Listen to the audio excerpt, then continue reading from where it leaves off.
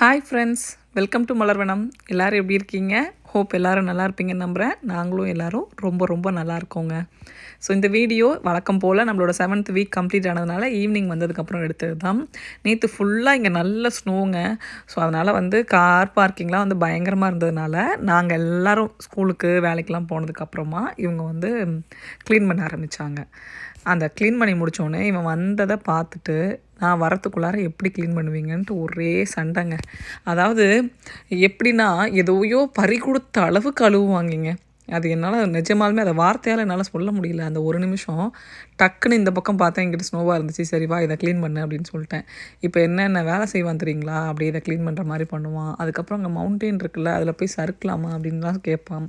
So இதெல்லாம் பண்ணுவான். தெரிஞ்சே நான் சரி போ, எனக்கு அந்த நிமிஷம் நான் இன்றைக்கி வர ஃபாஸ்டிங் இல்லையா, ஸோ என்னோடய மன நிம்மதியை தயவு செஞ்சு கெடுத்துறாத அப்படின்ற மாதிரி நான் ஓகே அப்படின்னு சொல்லிட்டேன். அவன் ஸ்டில் இன்னும் மருந்து சாப்பிட்டுட்டு தான் இருக்கான். 10 மினிட்ஸ் அலாரம் வச்சுருக்கேன். க்ளீனிங்க்கு 10 மினிட்ஸ், ப்ளே பண்ணுறதுக்கு 10 மினிட்ஸ், உள்ளே வந்துடணும்னு சொல்லியிருக்கேன். ஓகே அப்படின்னு இருக்கான். இப்போ க்ளீன் பண்ணி முடிச்சிட்டாராமா. அவங்க அப்பாவை கூப்பிடுறாரு போயிட்டு விளையாடுறதுக்கு. ஸோ அதனால் இவங்ககிட்டையும் கொஞ்சம் ஒரு 10 மினிட்ஸ் போயிட்டு வாங்க ப்ளீஸ் அப்படின்னு சொல்லி இப்போ இவங்களையும் அனுப்பி விட்ருக்கேங்க. அப்புறம் நம்மளோட வெயிட் லாஸ் இந்த வாரம் எப்படி போச்சு அப்படின்ற எல்லா இன்ஃபர்மேஷனுமே ஷேர் பண்ணுறேன். ஃபஸ்ட் இந்த வீக் பார்த்திங்க அப்படின்னா வெயிட் எவ்வளோ இருக்குது அப்படின்னு சொல்லிட்டு நான் லாஸ்ட்டாக சொல்கிறேன். எனக்கு என்ன சொல்கிறது, நிறைய காம்ப்ளிமெண்ட்ஸ் இந்த வாரம் கிடச்சிது. அதனால எனக்கு பயங்கர ஹாப்பி. ரொம்ப ரொம்ப தேங்க்ஸ். நான் ஒரு பிக்சர் முடிஞ்சால் அதில் எங்கேயாவது இன்க்ளூட் பண்ண ட்ரை பண்ணுறேன். நம்மளோட ஃபாலோவர், சப்ஸ்கிரைபர் எப்படி வேணாலும் சொல்லலாம். அவங்க இன்ஸ்டாகிராமில் என்னை ஃபாலோ பண்ணிகிட்ருக்காங்க. நான் டிசம்பர் மாதம் போட்ட ஒரு பிக்சரையும் இப்போ நான் இருக்கிற கரண்ட்டாக போட்ட பிக்சரையும் எடுத்து கொலாஜ் பண்ணி நான் எப்படி வெயிட் லாஸ் நல்ல டிஃப்ரென்ஸ் தெரியுது அப்படின்னு சொல்லிட்டு எனக்கு அனுப்பி விட்டுருந்தாங்க. சீரியஸ்லி அந்த ஒரு நிமிஷம் எனக்கு அப்படியே என்ன சொல்கிறது, அவங்க அனுப்பி விட்டதை ஃபஸ்ட்டு நான் பார்க்கவே இல்லை. அவங்களோட கமெண்ட்டை மட்டும் பார்த்துட்டு ரிப்ளை பண்ணிட்டு போயிட்டேன். அப்புறம் சும்மா நம்ம ஸ்க்ரால் பண்ணுவோம் இல்லையா, அப்போ பார்க்குறேன் அந்த பிக்சர் இருக்குது. ஐயோ நம்ம அதை பார்க்காம விட்டோமேன்னு சொல்லிட்டு அதுக்கப்புறம் அவங்களுக்கு இல்லை நான் பிக்சரை நோட் பண்ணலைங்க சாரி அப்படின்னு சொல்லிட்டு பேசினேன். ஸோ அவங்க எனக்கு சென்ட் பண்ண பிக்சரை இந்த வீடியோவில் நான் உங்களுக்கு ஷேர் பண்ணுறேன் இப்போ இந்த இடத்துல. சீரியஸ்லி இந்த பிக்சரை பார்த்தோன்னே எனக்கு ஒரு நிமிஷம் அப்படியே ஷாக் ஆகிடுச்சு. நான் கூட ஃபோட்டோஸ்லாம் எதையும் எடுத்து கலெக்ட் பண்ணிலாம் வைக்கல. நம்ம வெயிட் லாஸ் ஆனதுக்கப்புறம் இப்படி போடணும் அப்படி போடணும் அப்படின்ட்டு நான் யோசிக்கவே இல்லை.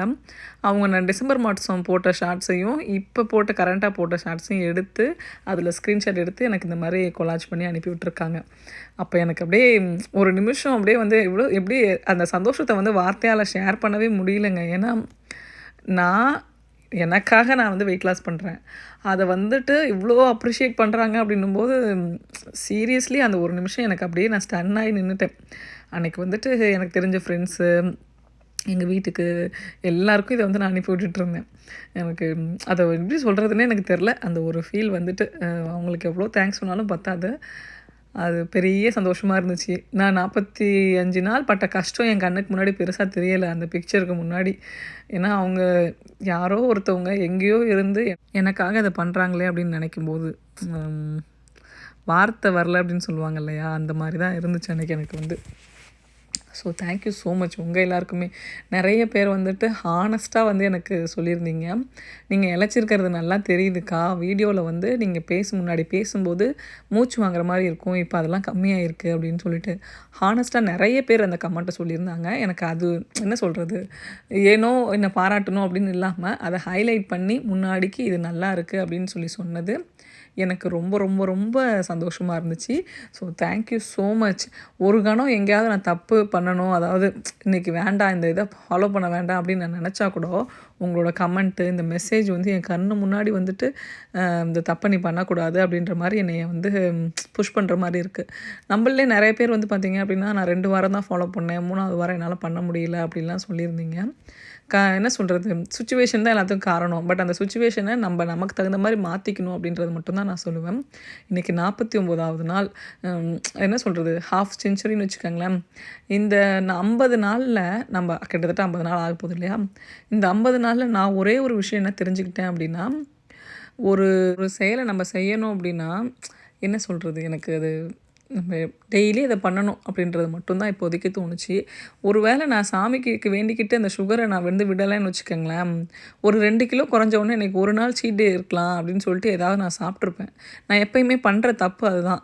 முதல்ல நம்ம வெயிட் லாஸ் பண்ணும்போது எப்போயுமே என்ன புரிஞ்சுக்கணும் அப்படின்னா, நம்ம என்ன தப்பு பண்ணுவோம் அப்படின்றத ஃபஸ்ட்டு தெரிஞ்சுக்கிட்டோம் அப்படின்னா, நம்ம வந்து அந்த தப்பை வந்து பண்ணாமல் இருக்கிறதுக்கு என்ன வழியோ அதை வந்து ஸ்டார்ட் பண்ணலாம். சீரியஸ்லி நான் அப்படி தான் நான் யோசித்து இந்த சுகரை வந்து நான் விட்டேன். இப்போ இன்றைக்கி சொல்கிறேன், நான் சுகரை விட்டதை நினச்சி துளி கூட வருத்தப்படல. முதல் 2 வாரம் எனக்கு என்னமோ அதுதான் பெரிய கவலை, அதுதான் இந்த உலகத்திலே பெரிய சோகம் அப்படின்ற மாதிரி இருந்துச்சு. ஆனால் இப்போ 50வது நாள் நான் சொல்கிறேன், நிஜமாலுமே சொல்கிறேன், சுகரை விட்டதை நினச்சி நான் அவ்வளோ சந்தோஷப்படுறேன். சில நாள்லாம் நான் பர்ஃபெக்டாக மீல் என்னால் ஃபாலோ பண்ண முடியல அப்படின்னாலும், இந்த சுகர் சாப்பிடாமல் இருக்கேன் இல்லைங்களா, அதுதான் வந்து எனக்கு ஹெல்ப் பண்ணுது. ஸோ சுகர் தாங்க கல்ப்ரேட். நான் திரும்பி திரும்பி சொல்லுவேன். ஸோ லைஃப் ஸ்டைலை சேஞ்ச் பண்ணணும் அப்படின்னா, சில நேரத்தில் நம்ம ஒரு கடுமையான ஒரு முடிவு எடுத்து தான் ஆகணும். அந்த மாதிரி தான் நான் இப்போ இந்த முடிவு எடுத்தேன். முதல் 3 வாரமோ 2 வாரமோ ரொம்ப பயங்கர கஷ்டம். முதல் வாரம்லாம் எனக்கு பயங்கர தலைவலி இருந்துச்சுன்னு சொல்லி ஷேர் பண்ணியிருந்தேன். அதெல்லாம் எவ்வளோ இருந்திருந்தாலும் சரி, இப்போ கடந்து வந்த பாதையை பார்க்கும்போது அவ்வளோ ஹாப்பியாக இருக்குது, அவ்வளோ சந்தோஷமாக இருக்குது. அதுவும் இந்த பிக்சரை பார்த்ததுக்கப்புறம் எனக்கு நான் இன்னும் ரொம்பலாம் நான் இளைக்கல. நான் ஜஸ்ட் ஒரு 5, 6 கிலோ தான் இளைச்சிருக்கேன். ஆனால் அதுக்கே எனக்கு இவ்வளோ டிஃப்ரென்ஸ் தெரியுது. நான் இவ்வளோ ஆக்டிவாக இருக்கேன். நான் கீழே உட்காந்துட்டு கை ஊனாமல் எந்திரிக்கிறேன். இதெல்லாம் பார்க்கும்போது எனக்கு அவ்வளோ ஹாப்பியாக இருக்குது. ஸோ என்ன சொல்கிறது, இதையே அப்படி லைஃப் ஸ்டைலாக கொண்டு போயிட்டேன் அப்படின்னா எனக்கு இன்னும் ரொம்ப சந்தோஷம் தான். சுகர் சாப்பிடாதனால இப்போ நான் எதையும் இழக்கல. சாப்பிட்றதுனால நான் வந்து உடம்பு தான் ஏறி இருக்குது. ஸோ நான் இழக்காத ஒன்றுக்காக நான் ஏறுறதுக்கு ஏன் நான் ஆசைப்படணும் சொல்லுங்கள். ஸோ அதனால் சுகர் சாப்பிட்றத விட்டுறலாம் அப்படின்னே நினச்சிட்ருக்கு. உள் மனசு அப்படி தான் சொல்லுது. எது எப்படி இருந்தாலுங்க, இந்த சந்தோஷத்தோடு இந்த வீடியோவை இன்றைக்கி பேசுகிறது வந்து ரொம்ப எமோஷ்னலாக இருக்குது. தேங்க்யூ ஸோ மச் சப்போர்ட் பண்ண எல்லாருக்கும். ரீசெண்டாக பார்த்திங்கன்னா ஒரு 1 வீக்காக நான் வந்து கமெண்ட் எதுக்குமே ரிப்ளை பண்ண முடியல. ரொம்ப ரொம்ப சாரி. பெருசாக ஒன்றும் ரீசன் இல்லை. எனக்கு வந்து டைட் ஷெட்யூலாக போயிட்டுருக்கு. எது என்ன பண்ணுறது, பெண்டிங் ஒர்க்கே நிறைய இருக்குது. நான் வந்து இன்னும் 2, 3 பேருக்கு கமிட்மெண்ட் கொடுத்த வீடியோ என்னால் போட முடியல.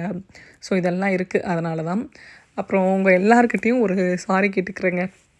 என்ன ஆச்சு அப்படின்னா, நான் வந்துட்டு கேசரி வீடியோ வந்து நான் போடுறேன்னு சொல்லியிருந்தேன் இல்லையா, அன்றைக்கி தைப்பூசம் அன்றைக்கி எடுத்தது.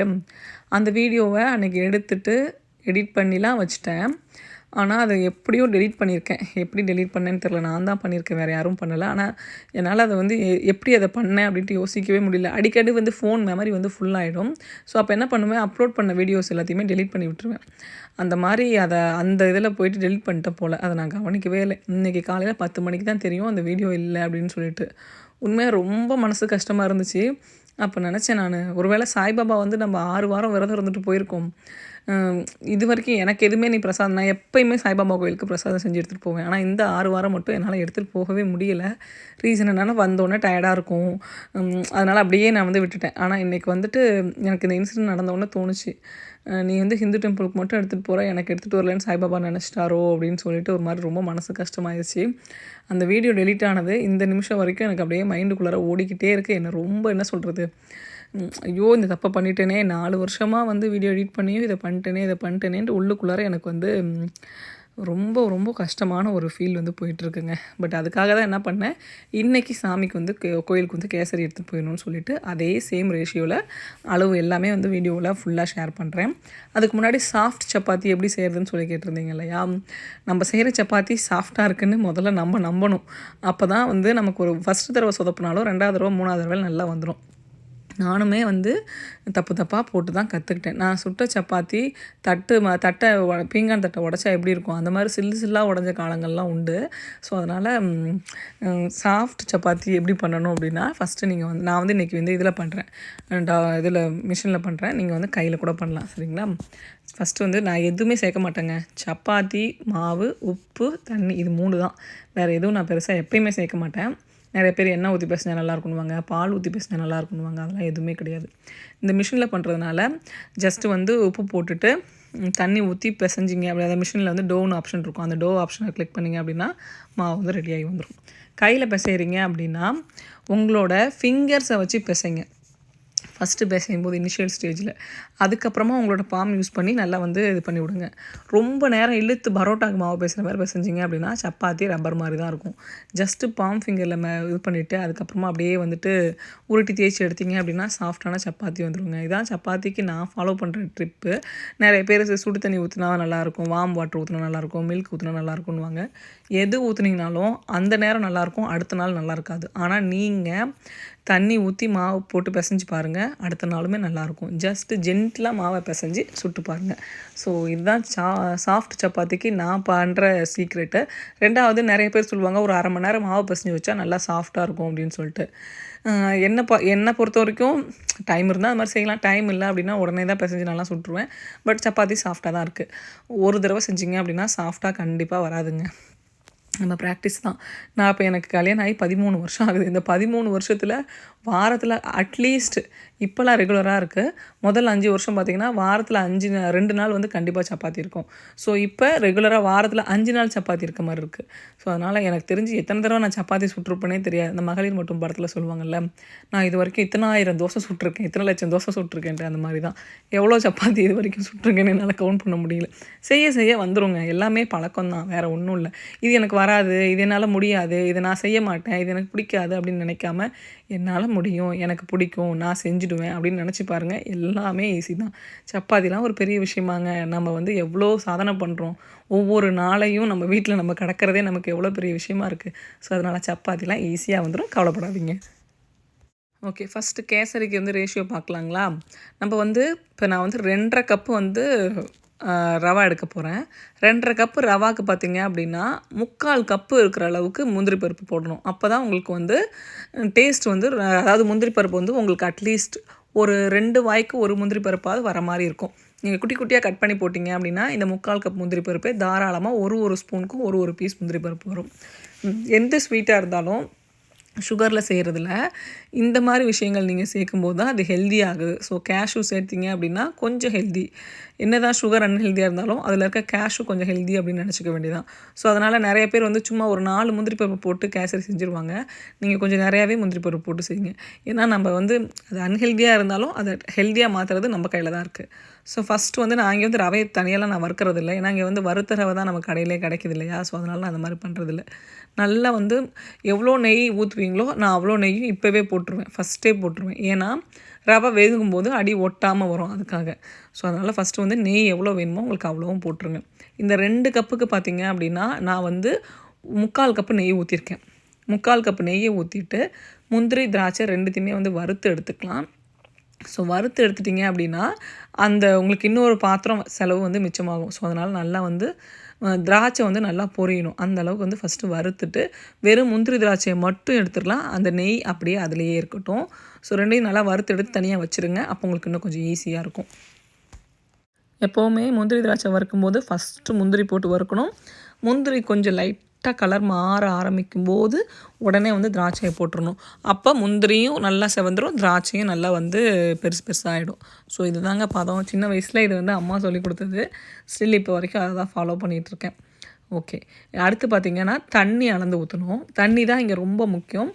1 கப்பு ரவைக்கு 4 கப்பு தண்ணி ஊற்றுங்க. அப்போ தான் உங்களுக்கு வந்து கேசரி வந்து கல் மாதிரி ஆகாமல் இருக்கும். ஸோ அதனால் 1:4 4.25 கூட ஊற்றிக்கலாம். ஆனால் 4 கண்டிப்பாக ஊற்றுங்க. ஸோ தண்ணி ஊற்றிக்கோங்க.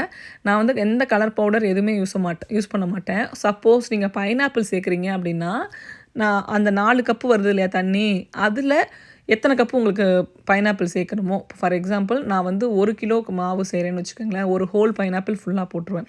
இப்போ 2 கப்பு போடுறதுனால உங்களுக்கு இருந்துச்சு அப்படின்னா நீங்கள் வந்துட்டு ஒரு 1.5 கப்பு வந்து பைனாப்பிள் ஸ்மூத்தியாக அடிச்சுட்டு அப்படியே சக்கையெல்லாம் வடிகட்டணுன்ற அவசியம்லாம் இல்லை, அப்படியே சேர்த்துடலாம். ஸோ இன்றைக்கி என்கிட்ட பைனாப்பிள் இல்லை, ஆனால் 1:4 அப்படின்ற ரேஷியோவில் தண்ணி வந்து வச்சுருக்கேன். இந்த தண்ணி வந்து நல்லா கொதிக்கணுங்க. கொதிக்கிற வரைக்கும் வெயிட் பண்ணலாம். சைட் பை சைட் குட்டி குட்டி வேலை வீட்டில் இருக்கும் இல்லையா, கோயிலுக்கு போகிறதுக்கு முன்னாடி க்ளீன் பண்ணுற வேலையெல்லாம். ஏன்னா இந்த மாதிரி வீடியோ எடுத்துகிட்டு நான் இன்றைக்கே எடிட் பண்ணி இன்றைக்கே அப்லோட் பண்ணணும். அதனால் எனக்கு கொஞ்சம் வேலை இருக்கும். ஸோ அதனால் சைட் பை சைடு அதெல்லாம் முடிச்சுக்கிறேன். ரவை வந்து பார்த்திங்க அப்படின்னா 2.5 கப் எடுத்திருக்கேன் நான். 2.5 கப்பு ரவைக்கு சர்க்கரை எவ்வளோன்னு பார்த்திங்க அப்படின்னா 1:3. அதுதான் வந்து கேசரியோட ரேஷியோ. நீங்கள் வந்து ரொம்ப தித்திப்பாக இருக்கும் அப்படிலாம் நினைக்கவே தேவையில்ல. ஏன்னா எப்படினாலும் அதில் ஊற்றுற தண்ணியோட அளவு குவான்டிட்டி நிறையாகும்போது உங்களுக்கு ரொம்பலாம் ஸ்வீட்டாக இருக்காது. மீடியமான ஸ்வீட், அதாவது திகட்டாத அளவுக்கு தான் இருக்கும். நீங்கள் வாயில் வச்சிங்கன்னா அந்த கோதாவரின்னு சொல்லுவார்ல, சம்சாரம் அது மின்சாரம் படத்தில், கோதாவரி கோதாவரி கேசரி வாயில் வச்சோடனே அப்படியே வலிக்கிட்டு போகணும் அப்படின்ட்டு. நிஜமாக இதே மாதிரி பண்ணி பாருங்கள், அப்படியே இருக்கும். வாயில் வச்சோன்னே வலிக்கிட்டு உள்ளே போகும். ஸோ நான் டேஸ்ட்டுக்கு நான் கேரண்டி இதே ரேஷியோவில் ட்ரை பண்ணுங்கள். என்னடா ஒரு கேசரிக்கு இவ்வளோ விளக்கம் கொடுக்குறாங்கன்னு நினைக்காதீங்க. நிறைய பேருக்கு கேசரி பிடிக்காமல் போனது காரணமே அதை ஒழுங்காக செய்யாதது தான் நினைக்கிறேன். அதே மாதிரி ஏழைகளின் பெரிய என்ன சொல்கிறது, ஒரு லக்ஸுரி ஃபுட் அப்படின்னா கேசரி தான் சொல்லுவாங்க. நம்ம ஊர்லலாம் முன்னாடி சின்னதாக ஏதாவது ஒரு விசேஷனாலும் கேசரி வந்து இருக்கும். ஒரு கல்யாண நாள்னாலும் கேசரி இருக்கும். இப்போ நிறைய கேக் எல்லாமே அஃபோர்டபுளாக நம்ம வாங்குகிறோம். பட் அப்போ வந்து பார்த்திங்க அப்படின்னா கேசரி தான். ஸோ அந்த கேசரி வந்து நம்மளோட பாரம்பரிய உணவு அப்படின்ற மாதிரி நான் சொல்லுவேன். நான் முதல்ல செய்ய கற்றுக்கிட்ட ஸ்வீட்டும் இது தான். ஸோ லாஸ்ட் இயர் வரைக்கும் ஹஸ்பண்ட் பர்த்டே அப்படின்னா கேசரி தான் செஞ்சு கொடுப்பேன். லாஸ்ட் இயர் தான் தெரிஞ்சுது அவர் பிடிக்காம தான் சாப்பிட்ருக்காருன்ட்டு. ஏன்னா அவருக்கு கேசரி பிடிக்காதா. சின்ன வயசுலேருந்தே அவங்க அம்மா வந்து கேசரி வந்து ஏதாவது விசேஷம்னா கேசரி தான் செஞ்சு தருவாங்க. அதனால் பிடிக்காதான். இது எனக்கு லாஸ்ட் இயர் தெரியாமல் போச்சு. அது இத்தனை வருஷமாக தெரியாமல் போச்சு. ஓகே, மஞ்சத்தூள் தான் நான் கலர் பவுடர் போட்டிருக்கேன். நான் எந்த ஒரு ப்ரிசர்வேட்டிவ் எதுவும் சேர்க்கல. தண்ணி நல்லா கொதிக்கணும். அந்த டைமில் ரொம்ப மீடியம் பண்ணிடாதீங்க அடுப்பை. லைட்டாக கொஞ்சம் முன்னாடி இருந்ததை விட கொஞ்சம் சிம் பண்ணிவிட்டு ரவையை போடுங்க. அப்போ கட்டிப்படாமல் இருக்கும். கொஞ்சம் கொஞ்சமாக போட்டு கிளறி விட்டிங்க அப்படின்னா கட்டிப்படாமல் வரும். இதுதான் ரொம்ப ரொம்ப ரொம்ப இம்பார்ட்டண்டான ஸ்டெப்பு. நான் வந்து நெய் சொன்னேன் இல்லையா, இப்போயே ஃபஸ்ட்டே ஊற்றிடுவேன்ட்டு. அதுக்கு கட்டிப்படாமல் இருக்கிறதுக்கு அதுவும் ஒரு காரணம். நெய் ஃபஸ்ட்டே ஊற்றிட்டீங்க அப்படின்னா வந்து உங்களுக்கு அவ்வளோ சீக்கிரம் கீழே போயிட்டு ரவை வந்து உட்காந்து கட்டிப்படாது. ஸோ அதனால் அது வந்து நெய் வந்து அப்படியே வந்து கீழே ஒட்ட விடாது. இந்த மாதிரி அப்படியே லைட்டாக கிளறிட்டே இருந்தீங்கன்னா ஒரு 2 இல்லைனா 3 நிமிஷத்துக்குள்ளார இந்த மாதிரி கொஞ்சம் உங்களுக்கு திக்காயிடும். இந்த ஸ்டேஜில் சர்க்கரை சேர்த்துக்கோங்க. நான் கொஞ்சம் ப்ரௌன் சுகர், கொஞ்சம் ஒயிட் சுகர் எடுத்திருக்கேன். ஸோ இது ரெண்டையுமே எனக்கு சேர்த்துக்கிறேன். ஃபுல்லாக ஒயிட் சுகர் இல்லை, காலி ஆயிடுச்சு. அதனால் நான் இப்போ அப்படியே லைட்டாக போட்டு கிளறி விட்டிங்க அப்படின்னா கொஞ்சம் கட்டிப்படுற மாதிரி இருக்கும். நீங்கள் சர்க்கரை போடும்போது கட்டிப்படுற ரவை கரைஞ்சிரும். சர்க்கரை கரைய அந்த கட்டி வந்து கரைஞ்சிரும். ஆனால் தண்ணியில் போடும்போது போடுறீங்களா ரவை, அந்த கட்டி வந்து சீக்கிரம் கரையாது. ஸோ அதனால் முடிஞ்ச வரைக்கும் கட்டிப்படாமல் கொஞ்சம் கொஞ்சமாக விட்டு கிளறி எடுத்திங்க அப்படின்னா சரியாக இருக்கும். உங்களுக்கு ஹாஃப் ட்ரேக்கு வேணும் அளவு அப்படின்னு பார்த்தீங்க அப்படின்னா 2.5 கப்பு ரவை தாராளமாக போதும். ஆனால் ஒரு ஸ்பூன் கூட அதிகமாக இருக்காது, கரெக்டாக இருக்கும். ஸோ 2.5 கப்பு ரவை போட்டிங்க அப்படின்னா கரெக்டாக இருக்கும். இப்போ சர்க்கரைலாம் நல்லா கரைஞ்சிருச்சு இல்லையா, இன்னும் கொதி வரல. அந்த கொதி வரத்துக்கு முன்னாடி இந்த முந்திரி பருப்பு இதெல்லாம் சேர்த்துடலாம். நீங்கள் லைட்டாக பக்கத்துலேருந்து கிண்டிக்கிட்டே இருங்க. ஏன்னா அது வந்து டக்குன்னு அப்படியே வந்து கட்டி ஆகிடும். ஸோ அதனால் லைட்டாக பபுள்ஸ் வந்து அங்கங்கே ஒரு கொதி வரும் இல்லையா, அப்போயே அடுப்பை நிப்பாட்டிருங்க. அதுதான் பதம். இப்போ நான் எடுத்து ஊற்றும்போது ஒரு அளவு தெரியும் பாருங்கள். பாயாசம் மாதிரி இருக்கணும். ரொம்ப நீர்க்கவும் இருக்கக்கூடாது, ரொம்ப கட்டியாகவும் இருக்கக்கூடாது. பாயாசம் மாதிரி இருந்துச்சு அப்படின்னா தான் உங்களுக்கு வந்து எவ்வளோ நேரம் ஆனாலும் அப்படியே இருக்கும். அதனால் அது ரொம்ப ரொம்ப முக்கியம். ஸோ ரொம்ப கல் மாதிரி எடுத்துட்டிங்க அப்படின்னா ஊற்றி கொஞ்சம் நேரம் ஆறினவுடனே வந்து கல் மாதிரி ஆகிடும். ஸோ அதனால் சாஃப்டாகவே இருக்கணும், வாயில் வச்சோன்னே வலிக்கிட்டு உள்ளே போகணும் அப்படின்னா கொஞ்சம் இந்த பதத்தில் எடுத்திங்க அப்படின்னா தான் சரியாக இருக்கும். ஸோ அதை மட்டும் கொஞ்சம் பார்த்துக்கோங்க. பதம் தான் ரொம்ப ரொம்ப முக்கியம். 1:4 தண்ணி வச்சு 1:3 சுகர் வச்சு லைட்டாக அப்படி எடுத்து ஊற்றும்போது லைட்டாக ஒரு கொஞ்சம் நீர்க்க இருக்கிற மாதிரி எடுத்து ஊற்றுனீங்க அப்படின்னா கேசரி கண்டிப்பாக சாஃப்டாக தாங்க இருக்கும். இன்றைக்கி நான் போட்டிருக்க குர்த்தா பார்த்தீங்களா, கொஞ்சம் லூஸ் ஆயிடுச்சு. எனக்கு பயங்கர ஹாப்பி. ஓகே, நான் இப்போ வெயிட் வந்து எவ்வளோ குறைச்சிருக்கேன்னு சொல்லிடுறேன். இந்த வாரம் வெயிட் வந்து குறையலைங்க. ரீசன் என்னென்னா, நான் ஒரு நாள் மட்டும்தான் ஒர்க் அவுட்டே பண்ணலை இந்த வாரம். ஸோ அது கொஞ்சம் கஷ்டமாக தான் இருந்துச்சு. பட் ஓகே, ஒன்றும் பண்ண முடியாது அப்படின்னு நினச்சிக்கிட்டேன். இன்றைக்கி வந்து சாய்பாபா கோயிலுக்கு வந்து போயிட்டு என்னோடய ஃபாஸ்டிங்கை வந்து நல்லபடியாக முடிச்சிருச்சு. ஸோ இப்படி தாங்க போச்சு இந்த நாள். ஹோப் இந்த வீடியோ உங்கள் எல்லாருக்கும் பிடிச்சிருக்குன்னு நினைக்கிறேன். தேங்க்ஸ் ஃபார் வாட்சிங்.